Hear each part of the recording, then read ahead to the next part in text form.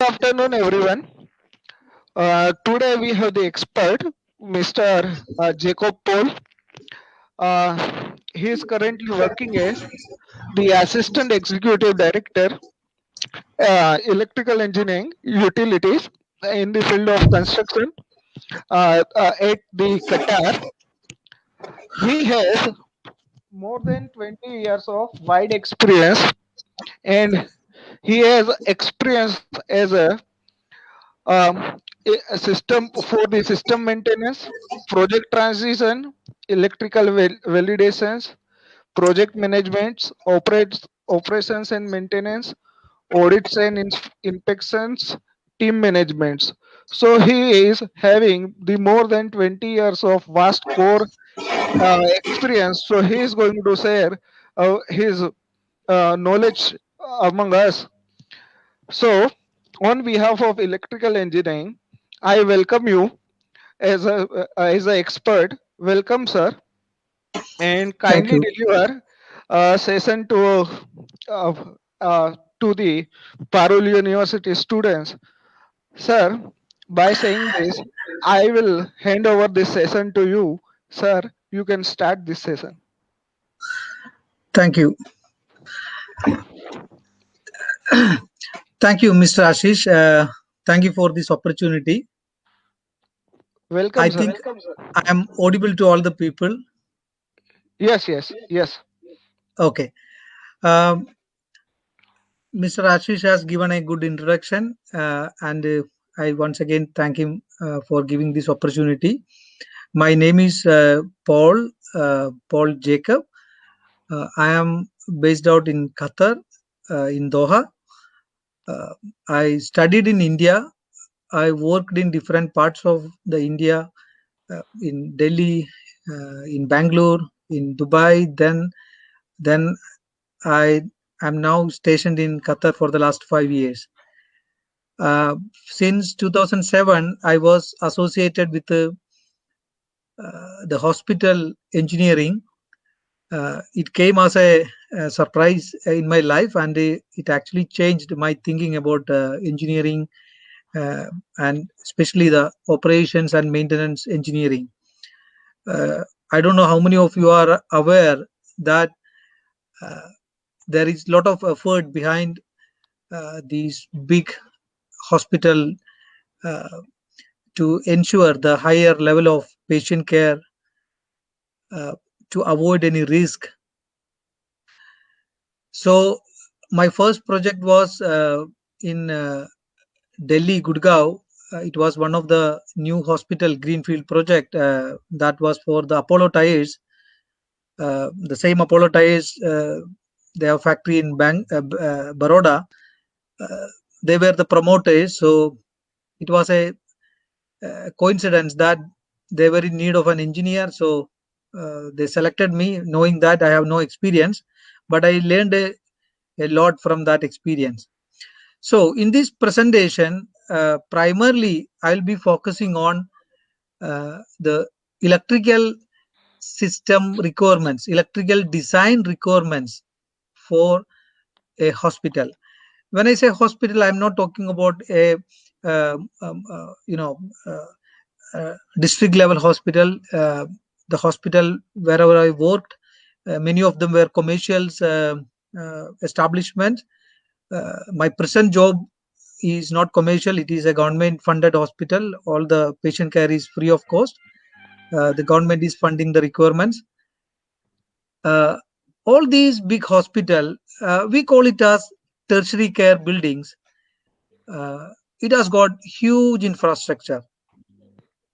When I say huge infrastructure, I mean all infrastructure: electrical, mechanical, plumbing, civil, and telecommunication, data network system, the hospital information system, etc., etc. In this presentation, I would like to take care about and share some of my experience in the electrical infrastructure section. So we will go through the slides now. First, I start with the declaration of conflict of interest. This is the hospital I am presently working. I hope everybody can see this slide. Yes, yes. Okay. So in between, if there is any questions, please do not hesitate to interrupt and then raise your questions. Going to the next slide, again, one of the other side picture. There are three big hospitals. It was a $1 billion project started in 2006 as a Asian Games hospital project, but it ultimately finished in 2016 full fledged. Now it is 100% operational.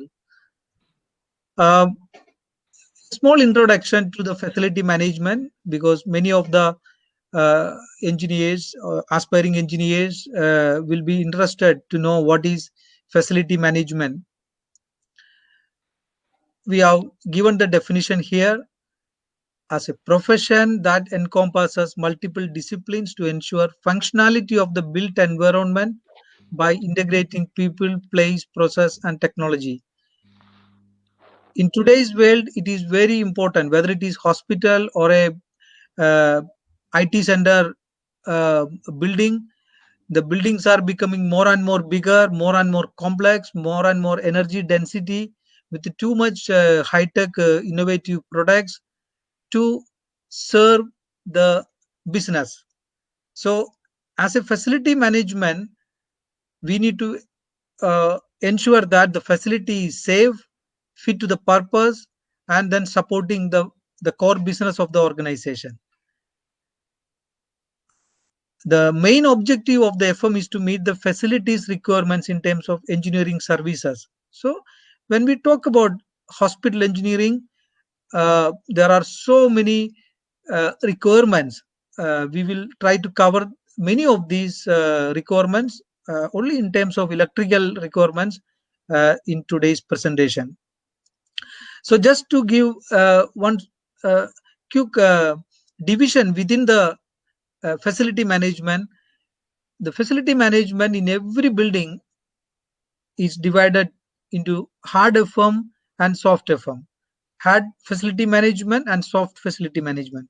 Now, what is hard facility management? Hard facility management talk about the physical infrastructure, the building envelope, the structure, the facade, the building, the engineering services, the utilities. Uh, all these are part of hard facility management services. Mainly, the engineers lead on this hard facility management. The real estate, in Europe, it is very, very important, the real estate department. So one of the key position in every building is the role of the director of engineering or chief engineer in normal terms. uh, that is a person actually driving the entire facility. Then there are soft services.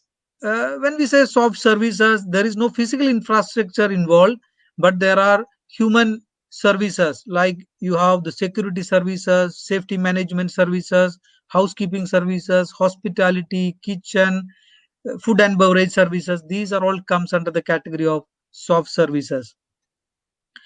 Uh, whatever be the services, it should be competitive, compliant, safe, and sustainable.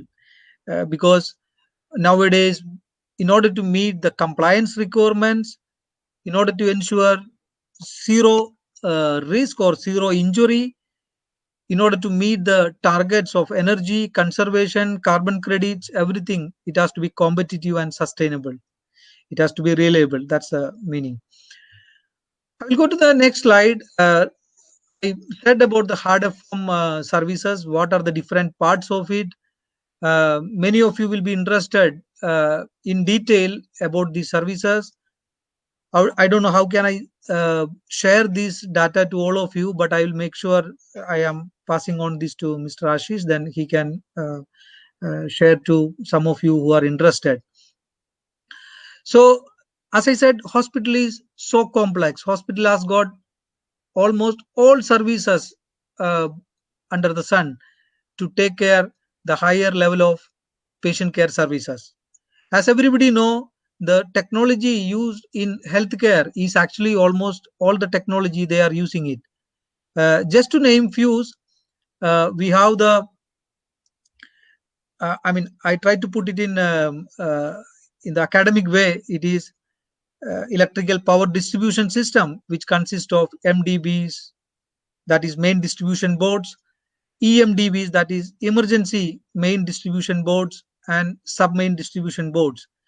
We have transformers, we have bus decks, we have ATS, that is auto transfer switch, we have AMF, auto mains failure, generators along with its generator control panels and digital master control panels for synchronization and other purposes.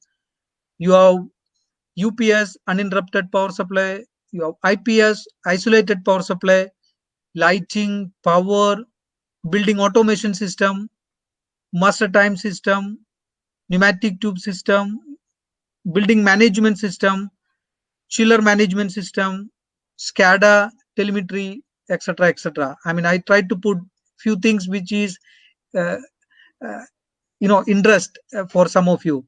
There are mechanical equipments, lift, escalators, pumps, storage tank for diesel, water filtration systems, etc.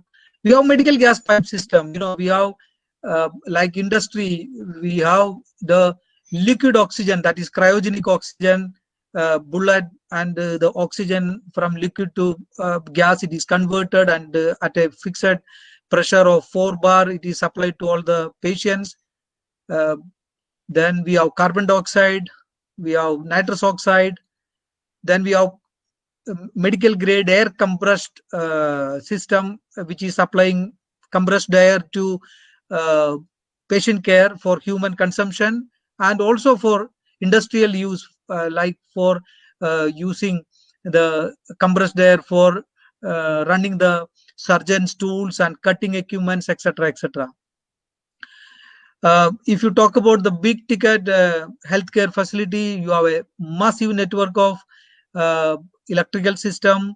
You have central chiller plant, which is feeding the chilled water at 6 degrees Celsius to all the buildings, uh, which again, with the use of that chilled water, the conditioning of air is done. There are HVAC system, that is heating, ventilation, and air conditioning. Then there special requirement of ventilation. If you want to hear some example, like operation theater and the isolation room, where for example these uh, COVID-19 patients are there, it requires a separate filtration system with a refined standard, also positive pressure or negative pressure inside the room, and certain quality requirements of the air. uh, then we have the complete water system, starting from water filtration for the purpose, and then the sewage treatment plant, and special sewage which is coming out from laboratory and special purposes, special water quality requirements for dialysis equipments, and for lab equipments, etc., etc. So it is huge. I mean, we handle almost like all the technologies in the market if you compare with the normal building use. We have boilers for production of heat, for uh, using in kitchen, for not only kitchen utensils like boiling pan or tilting pan or mass cooking. We also need it for hot water generation. We need it for decontamination of the duct, etc., etc., and for humidity control purpose also. Other energy, renewable energy source like solar heating, solar panels, etc., etc., is also there. Then if you talk about the building fabric, you have the structure, you have the fabric in terms of the finish of the exterior of the building, then interior finish, ceiling, flooring, walls, other good looking things for making the patient stay very memorable. We have all sorts of safety and security systems. uh, it's a completely access controlled areas inside the hospital. It is fire alarm control panels, security barriers, automatic doors, access control, nurse call system, CCTV, and all other audiovisual system for the real time theater management or surgical management, and for recording purpose and for study, research and other purpose. Then we have a lot of contracts, refurbishment works keep on going. I think you must have got some idea related to the engineer's role in a hospital with that particular slide. You have any questions? No, sir. Right now, no comments are there. No questions. You proceed, sir. Great. Thank you. World over, various hospitals, while designing the electrical system or any other system in that matter, needs to follow certain standards. So when it comes to hospital, there are different standards available. In India, there is no specific standard for hospital. We pick and choose the standard relevant to generator from Indian electricity regulations, and operation theater from UK standard, medical gas from UK standard, fire and safety security from US standard. So just to give an introduction, there are hospital specific standards available both in UK and in US.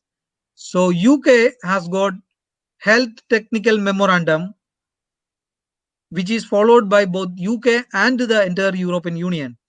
So what is Health Technical Memorandum? Everything related to all the engineering services related to hospital has been categorized into 8 category. Okay, and it is actually overlapped with the policies and principle which is applicable in all these 8 categories. So what is the standard relevant to electrical? That is HTM06. That is the electrical code for the hospitals. So when you talk about HTM06, there is a lot of emphasis on the high voltage and low voltage. We have HTM0601, 0602 and 0603, which will talk about LV, HV and special need, operation need. I will not go through the entire documentation, but all the hospitals need to follow the requirements of electrical power in terms of primary source and secondary source.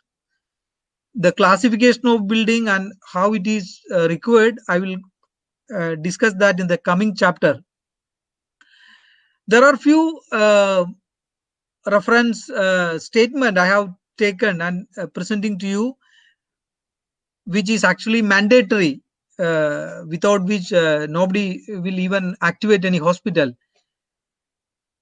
So here the primary source, that is the, in our case it is from the grid or from our local distribution network, and we have, in India it is very common, all the hospitals has got 100% backup, except the hospital which do not taking the emergency patients. So wherever the emergency department is there or wherever the operation theater is there, wherever the patients with the life support requirements is there, that power needs to be having the secondary source also, in order to make sure we actually do not risk our patient's life.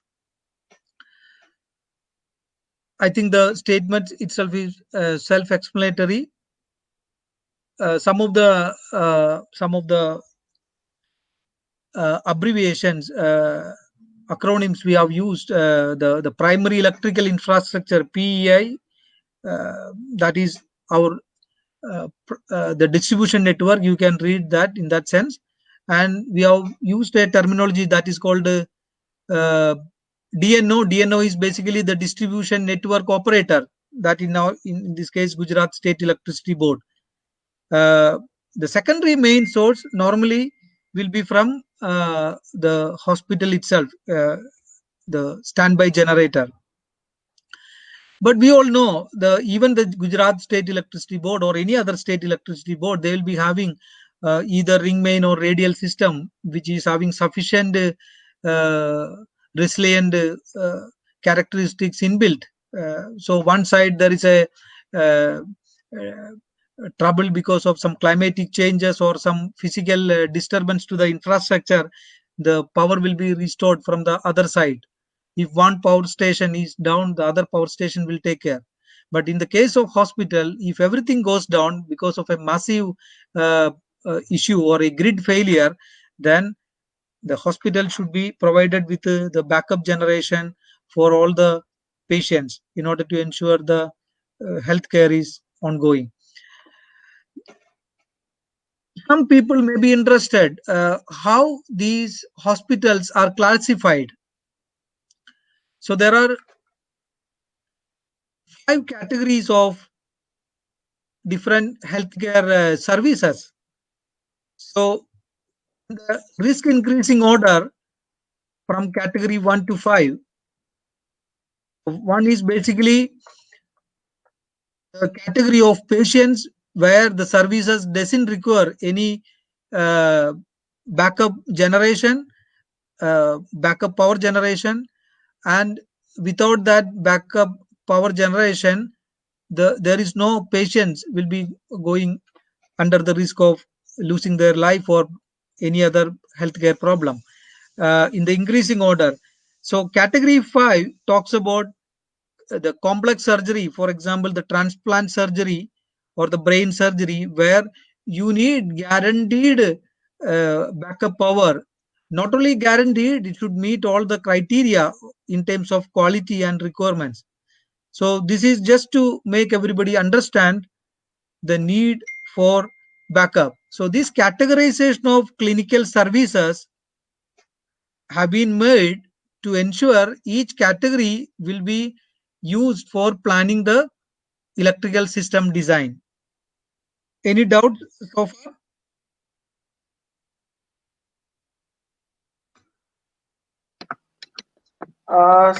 As such, sir, no question from students. You can continue, sir. Thank you. So I'm just repeating once again because this will be used in the next slides. So the category 1 is support service circulation. Category 2 is ambulatory care and diagnostics. So basically the outpatient departments or daycare services. Category 3 is emergency care and diagnostics. So you have your emergency department and some inpatients are there. Then category 4 is special medical location, like you have different processes happening. For example, a MRI department or an ultrasound department or a physiotherapy department or a lab equipments or a research facility. These are category 4. Then category 5, I already given the complex surgeries and complex processes. So when it comes to this different category, we need to ensure that category number 5 should be having, as you can see here on the right hand side table below, category number 5, you need electrical design to ensure dual primary and secondary supply unified and dual unified distribution. So there is no way you can have an interruption. So the primary source, that is 11 kV feeding to the hospital, should be having backup. Even the low voltage, that is 400 volt, which is actually uh, taken out from the transformer, should also be backup with a generator. And when it comes to category 4 and 5, you should be having UPS, that is uninterrupted power supply, also feeding to those in order to ensure reliability of the power supply. As you can see here on the left hand side, you have category 4, you have category 5. Few of them,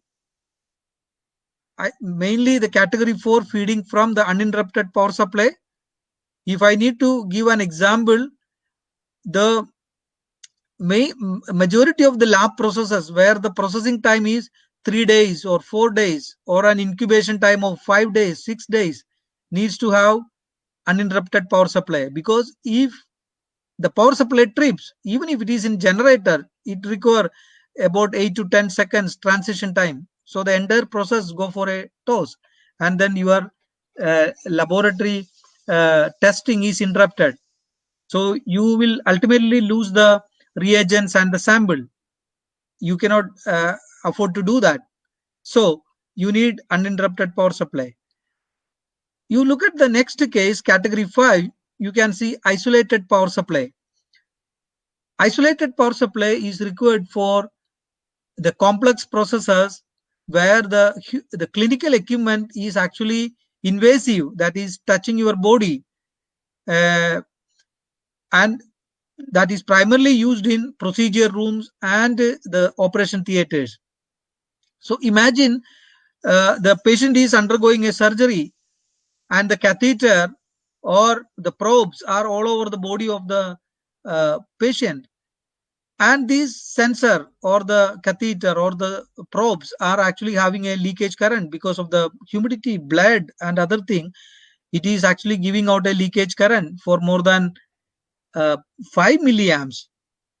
5 milliamps exposure over a period of time can have adverse health effect on the patient who is already under sedation. So we need UPS power, but at the same time you need isolated power. The UPS power is feeding to the isolated power supply.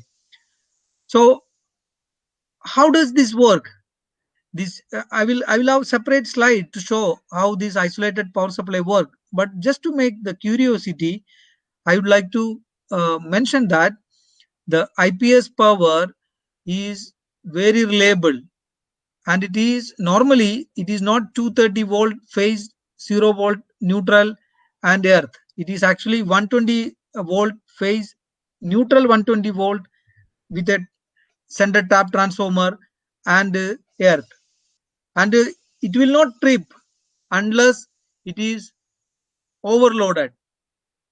Why? Because it is constantly monitoring the insulation level of the entire equipments connected. So the integrity of the entire network is constantly monitoring with an isometer, and it will keep on alerting if there is any fluctuation. So any leakage current or any loss of insulation, because it is a dynamic process, because during surgery some part of the body will be soaked with the blood, so the insulation level may go down.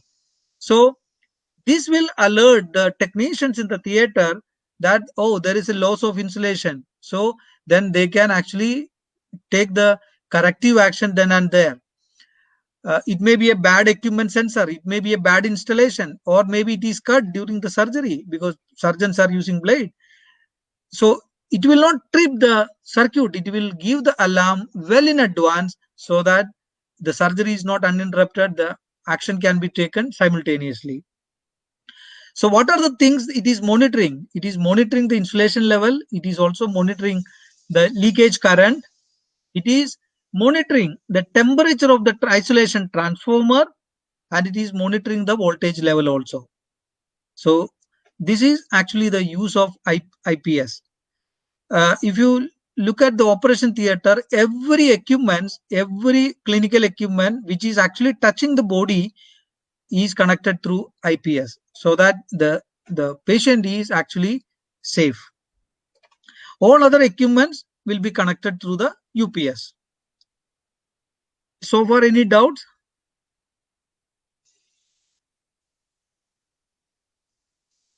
Ashish sir, any doubts so far from the participants? No, no, sir. Right now, we are not getting questions. I think we address question answer at the end. Maybe students will ask in at the end.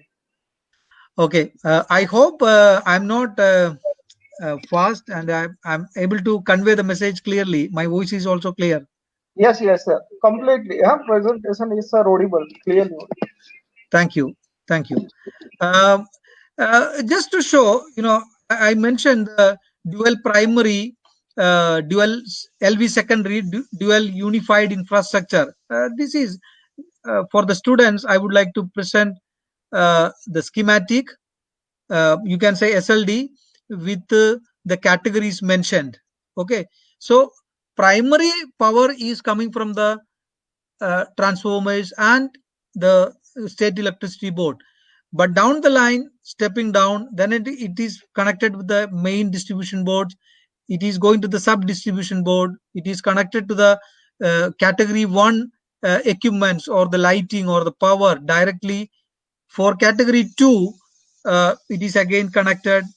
For category 3 and 4, it is connected uh, directly, but in order to make sure the reliability of the power at the user end, it is connected with an ATS system.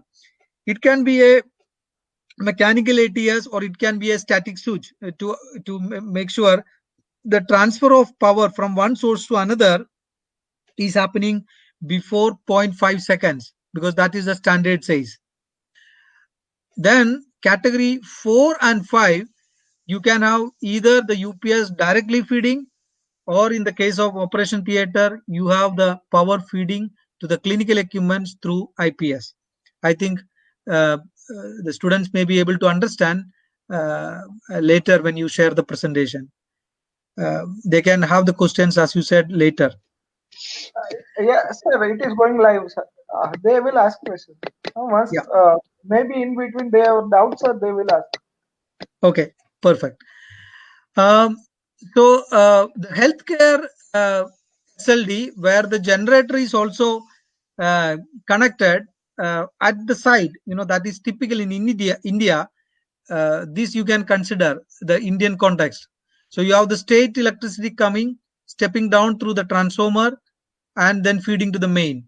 Whereas only the emergency and essential power is actually placed on the other side of the main distribution board with a bus coupler, and then you are feeding that section normally from the state electricity board. But when the state electricity board fails, you have that bus coupler open and you have the generator start kicking, closing the circuit breaker, and you are feeding the emergency feeder. Maybe this is very typical in India. So category 1 and category 2 feeding directly from the state electricity board. Category 3, category 3 and 4 is feeding from the generator. But here it is category 3 also from transformer. I think it is very simple diagram, any students can understand. Okay, now there are different distribution strategy. It depends upon the distribution company. In India, actually, we are using the TNS. So we are experiencing this kind of distribution, but we may not be familiar with this term TNS. So TNS is actually from the substation, the distribution transformer. We are actually carrying the earth conductor and the neutral conductor separately, but at the end user side, or in this context at the MDB in the hospital, they are linking the neutral which is coming from the transformer and the earthing combined. Okay, this is the scheme we normally follow in India as well as here. That is my understanding. At least here I can guarantee we are using this system. There is another system, that is TNC. TNC is common. TNS means it is separated neutral and earth. TNC means closed, I mean combined neutral and earth. I mean, why I'm mentioning this? These are different distribution strategy. That depends upon the distribution network or the distribution company. So this is what we use here. I mentioned about isolated power supply. We call it as medical IT system also. So this is a typical diagram of IPS. You can see on the first left hand side bottom, you can see the surgical table, you can see the surgical lights, you have the different items connected here through the insulation monitoring device.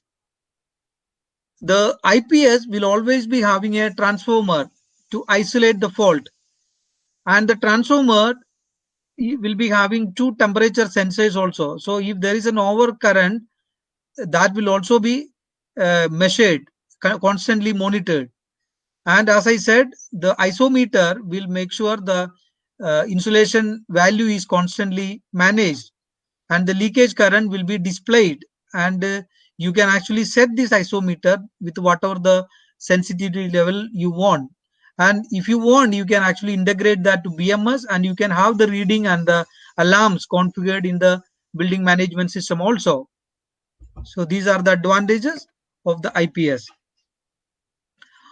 On the right hand side, we given some elaborate distribution of different loads in as a SLD to make it more clear. One of the thing we need to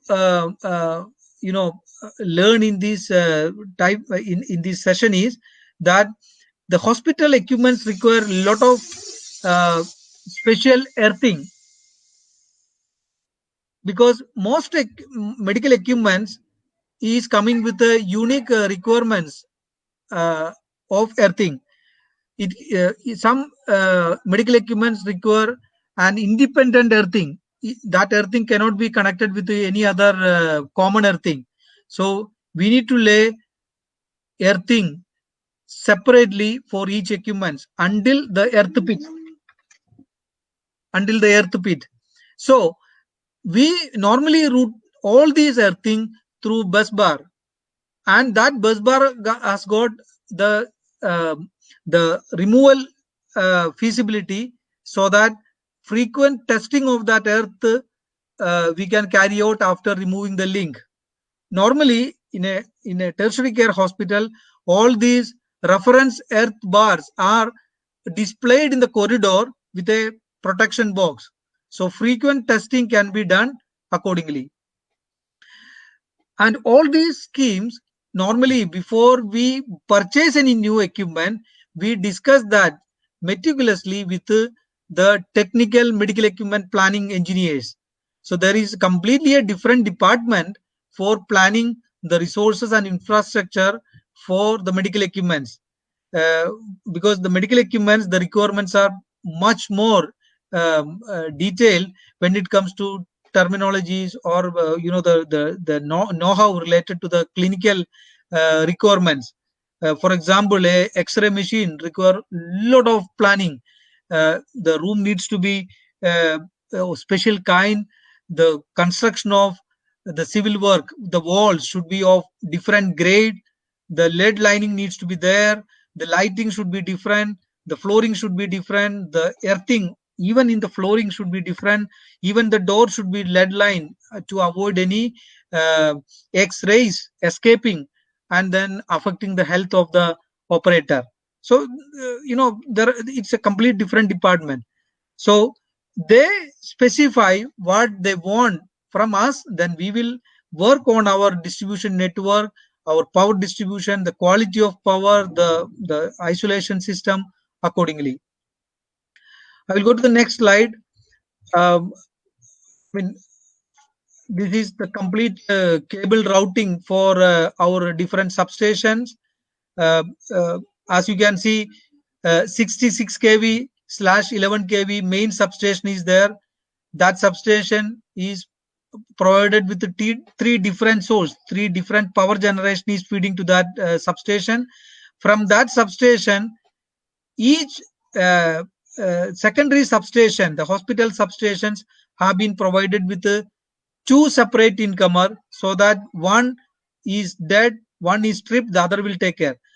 That means both are connected even with the bus coupler on, because it is coming from the same set of the primary source.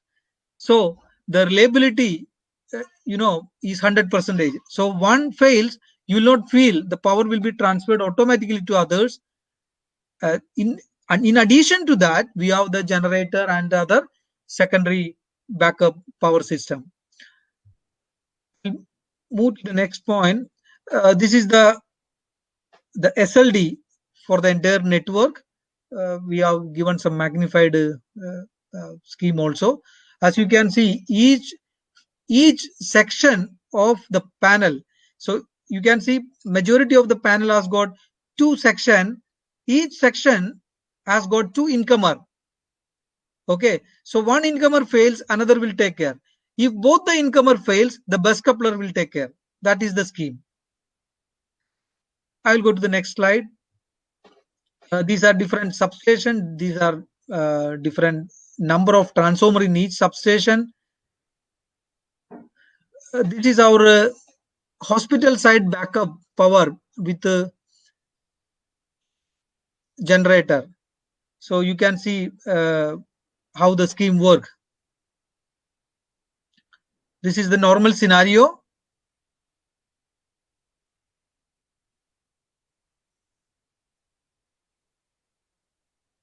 If there is a power failure, the generator will kick in and it will feed the GCP, then it will feed the ATS, and through the ATS, it will be feeding the load. Okay. So just to avoid any complication and single point of failure, we normally use the ATS with the two breaker. In India, we were using the normal ASCO ATS with a single cubicle with a common outlet and two source. That's like a double throw switch.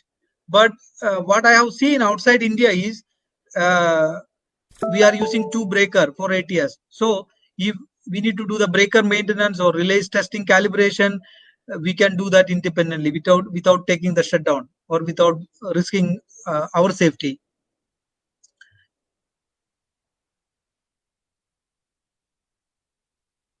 We'll go to the next slide.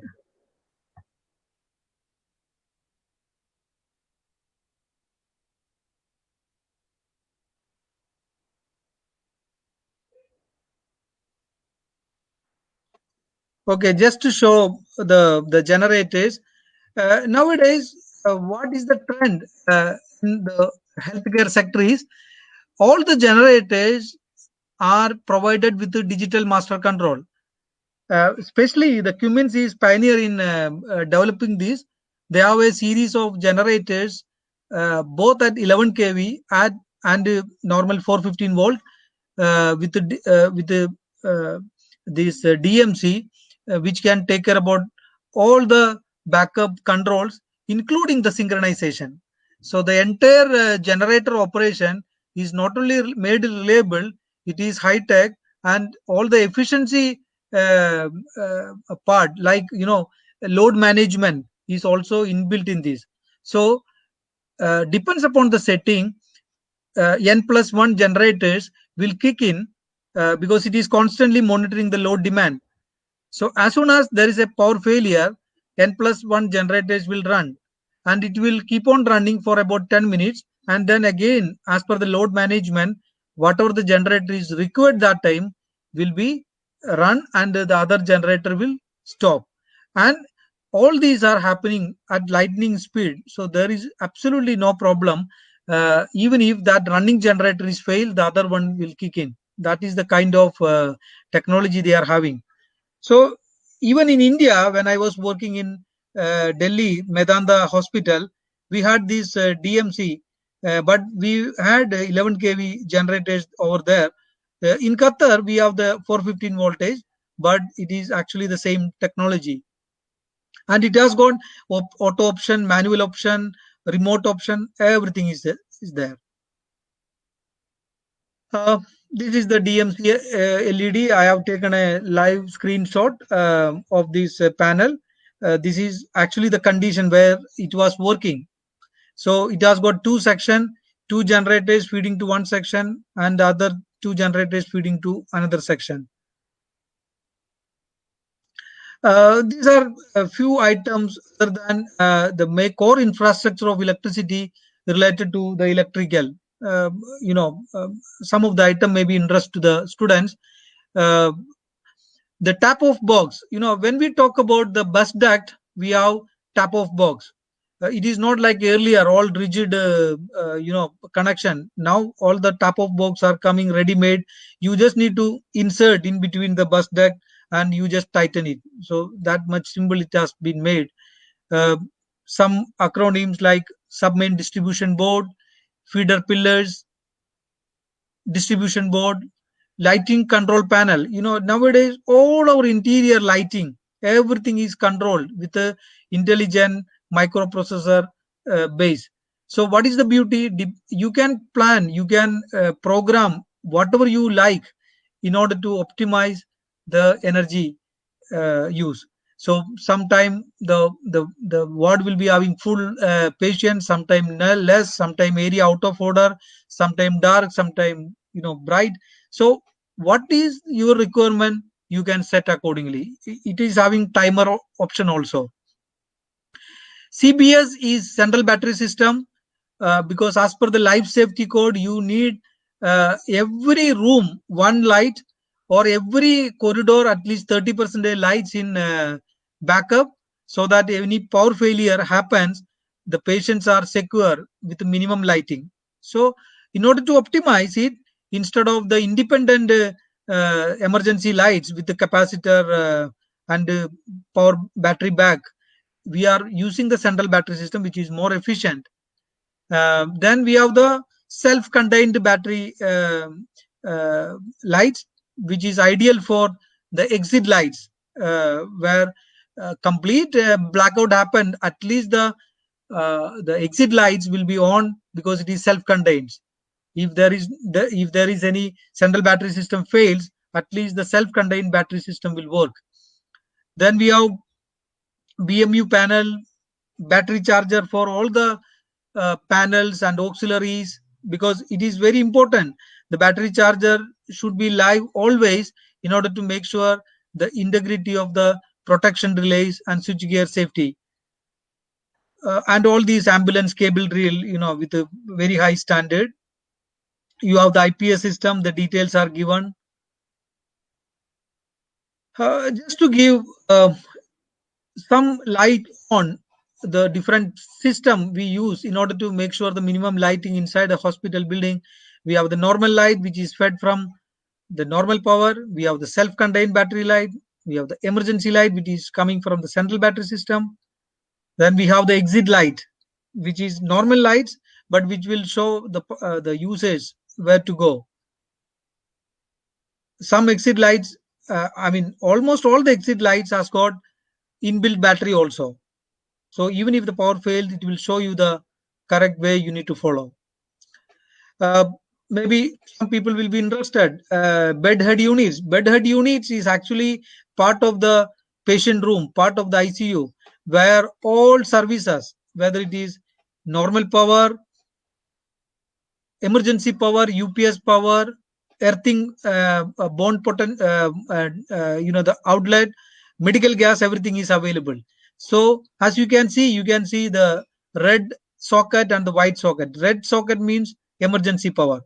So the nurses, they don't need to go here and there what is emergency. So everything is labeled and everything is color coded also. So over a period of time, the nurse know how where to fix that, uh, a kettle. So she will be fixing the kettle, or a hot bath. If the patient require that, in the white socket, where to put the IV unit or where to put the monitor. So these are the things.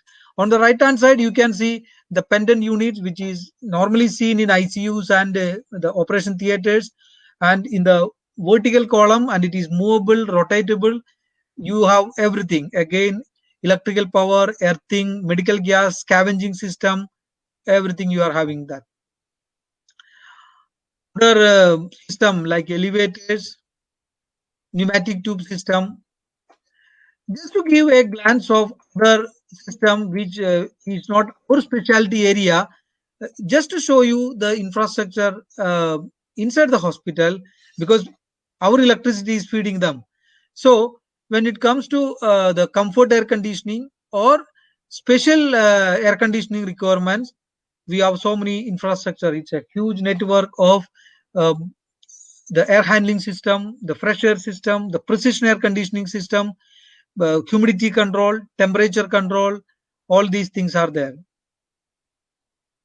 I'll move forward because these are not our specialty areas.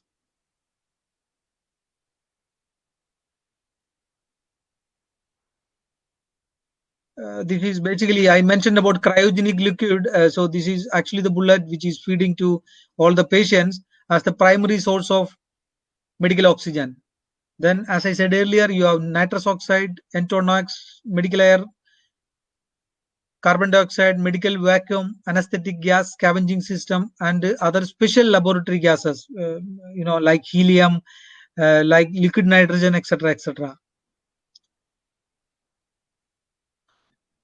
This is our chiller plant, which is 25,000 ton, and I have taken a aerial view of the cooling towers, massive cooling towers.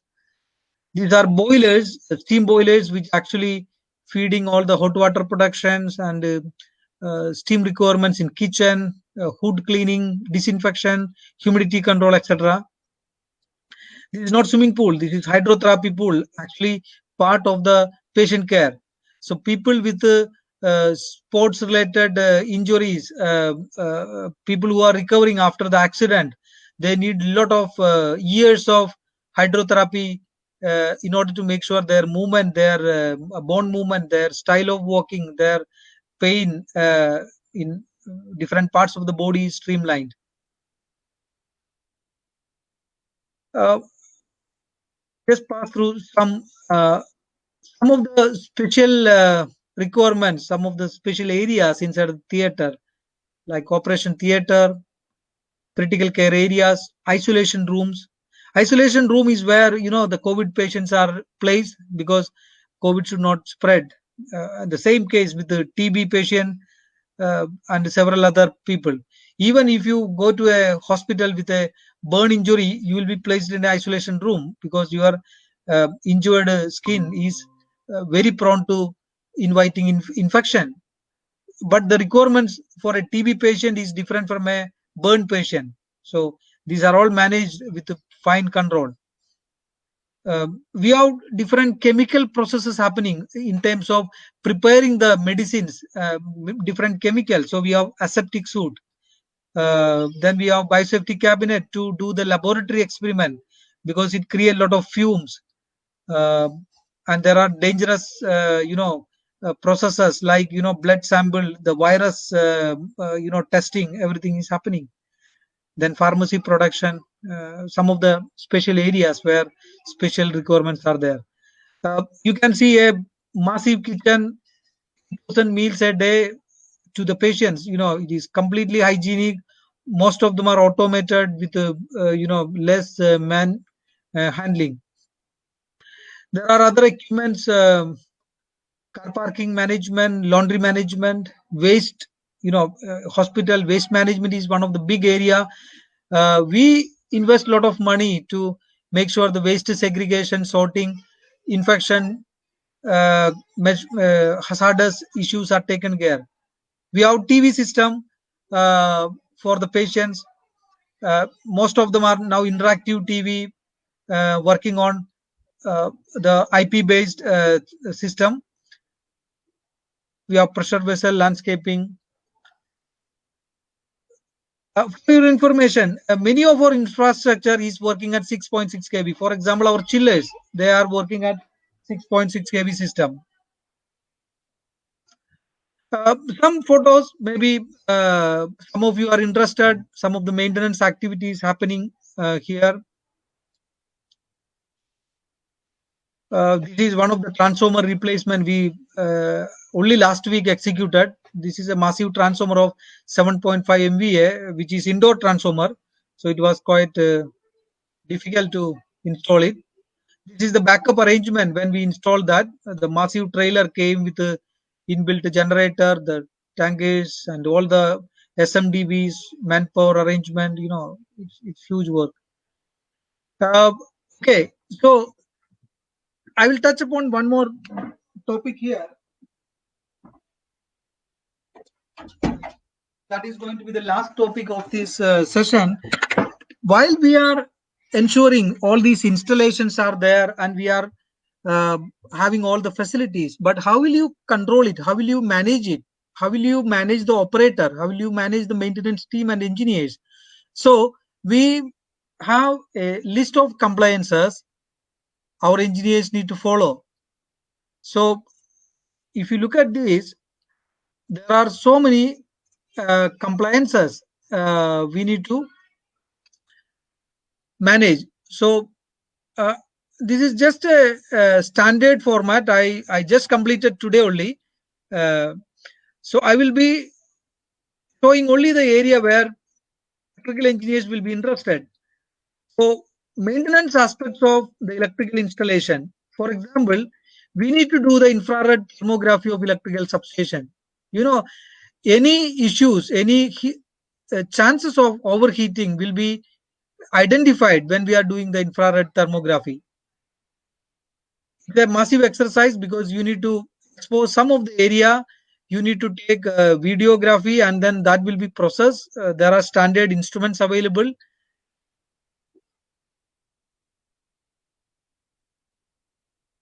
Then we have this complete report of monthly energy, steam, diesel, water, and other consumption report. We have the portable appliances testing. In order to ensure the people are not bringing the low standard equipments like charger, microwave oven, heater, toaster. All the portable appliances coming to the site will be checked as per the standard. Then there is this BS 7671, that is the wiring regulation standard for periodic testing. So as per the standard, we need to do the uh, inspection of wiring in every 5 year. For clinical facilities in every 3 year. So that we will be doing. Then the switchgear starter control panel maintenance. Yearly test, inspection and maintenance of MDBs and ACBs. All gauges and instrument calibrations.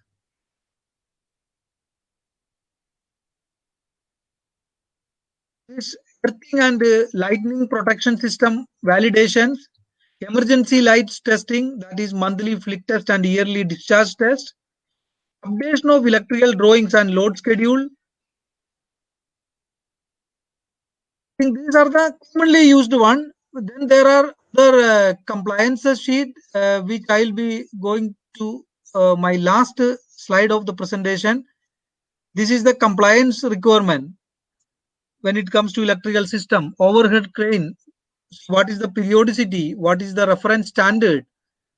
Portable appliances test half yearly, yearly, because class 1 equipments we need to test half yearly. Earthing and lightning protection system, what is the reference standard? Thermographic test, generated load bank test.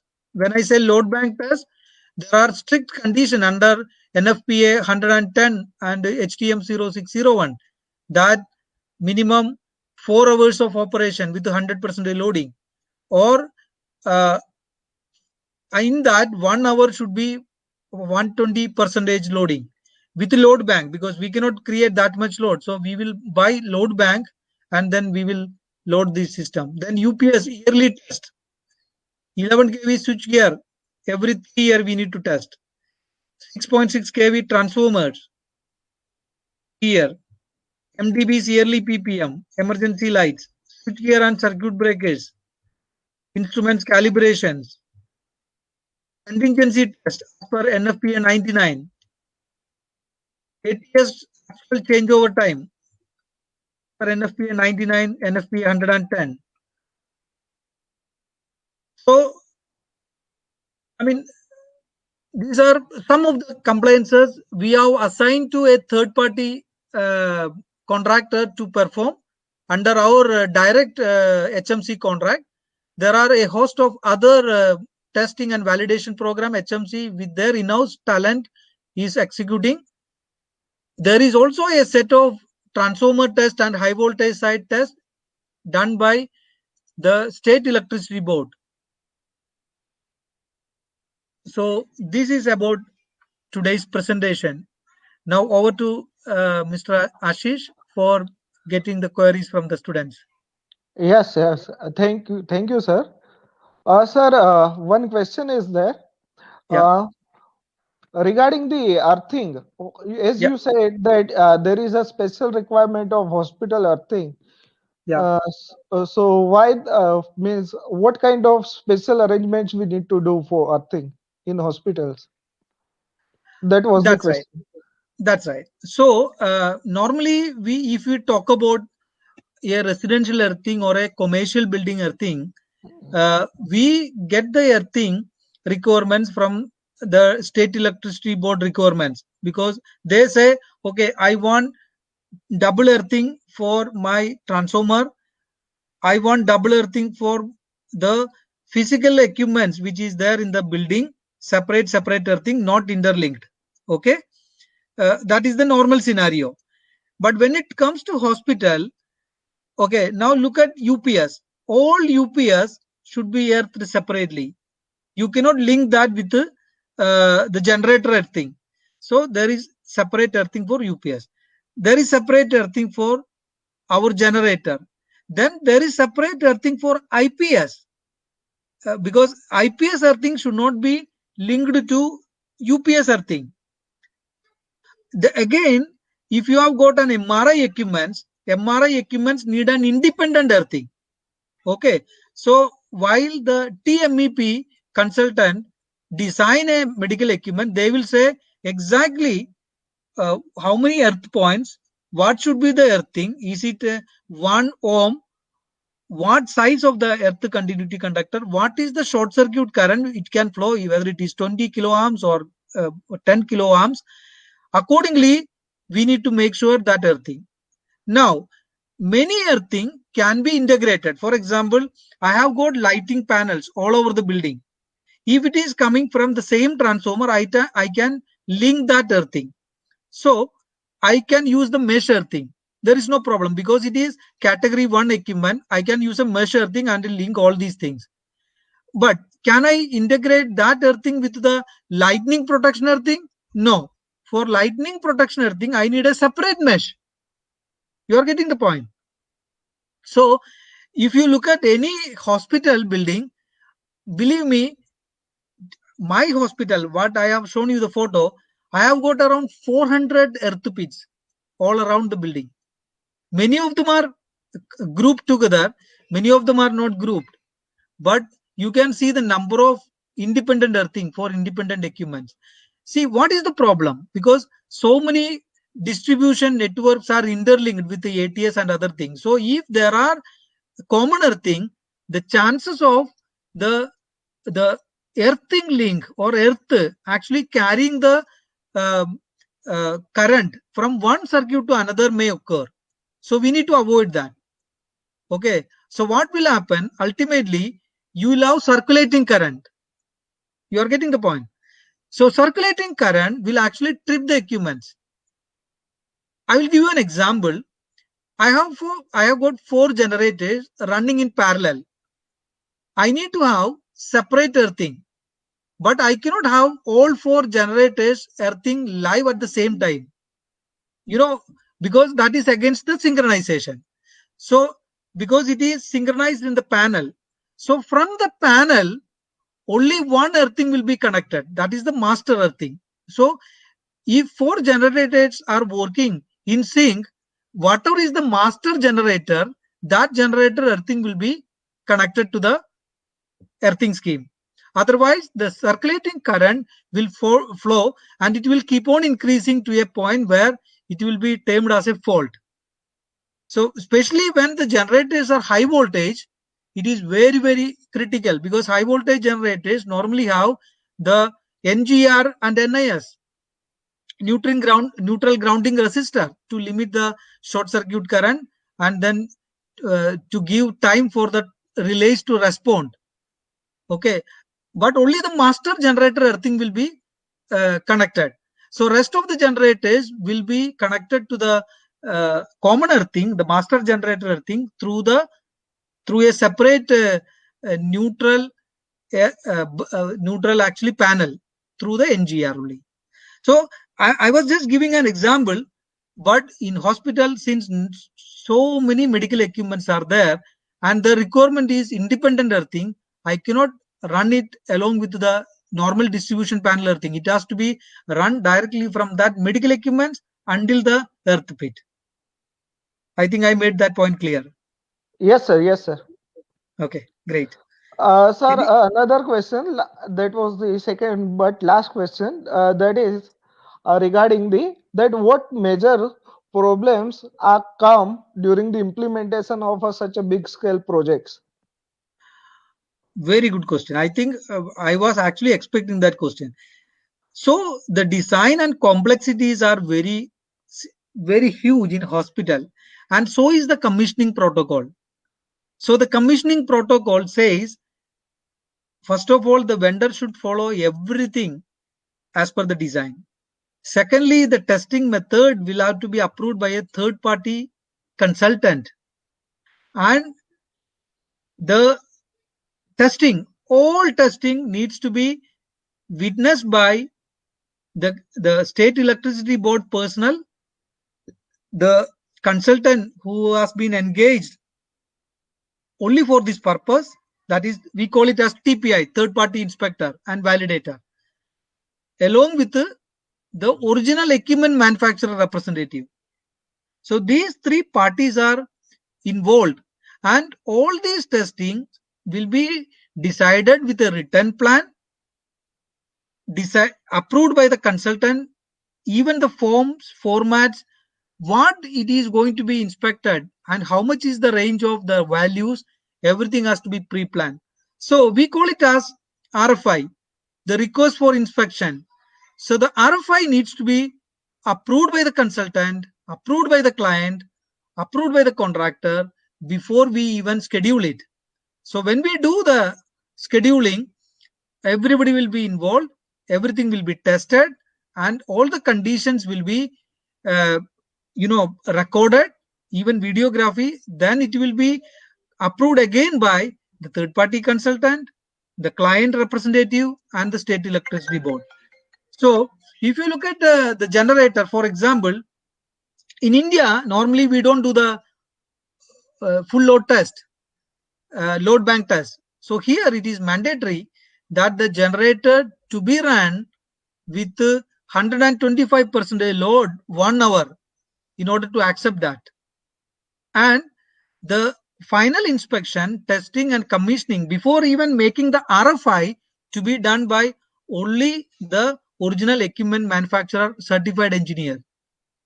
Even that engineer qualifications and credential will be approved by a group of uh, a special group, okay, that is called the authorizing engineer.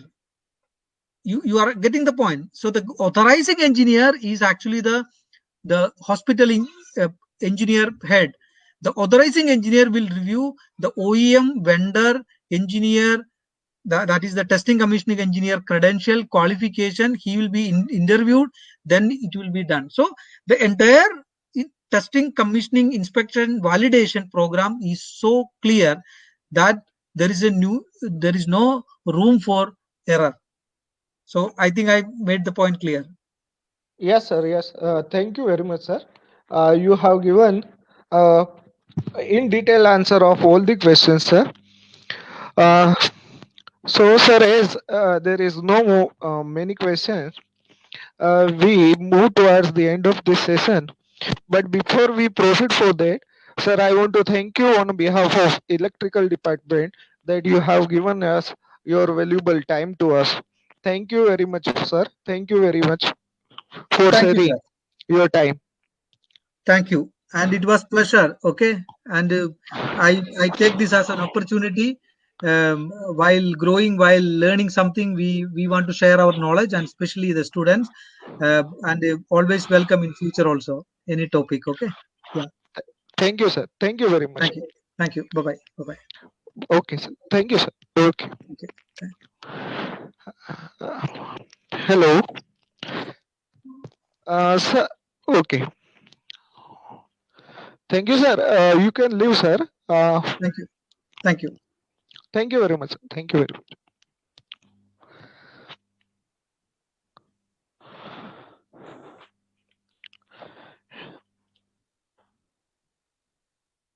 Hello, hello,